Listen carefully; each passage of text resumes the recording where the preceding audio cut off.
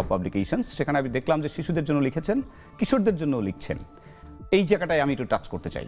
আমার শিশু গল্পের সম্পাদক হচ্ছে শিশুরা, কোনো লেখকের নিজস্ব মস্তিষ্কজাত সেই ধরনের গল্প এখন কম লেখা হচ্ছে। এই হিসাবে শিশুদের 2টা বই আর কিশোরদের 2টা বই আছে। আপনার কলা গাছের যে একটা ডগা এরকম মাথা নিচু করে বসছে, আমরা বলতে ওই যে বউ একজন। কিন্তু আমার ওই যে একটা কথা বলে শেষ করি, সেটা হচ্ছে যে শিশু বইয়ের যে 20টা গল্পের 2টা বই, কোনো বইয়েই এই ভূত, দৈত্য, দানব এগুলো নাই। যখন বয়স হয়ে যায় তখন তারা ভূতে শিফট করেন।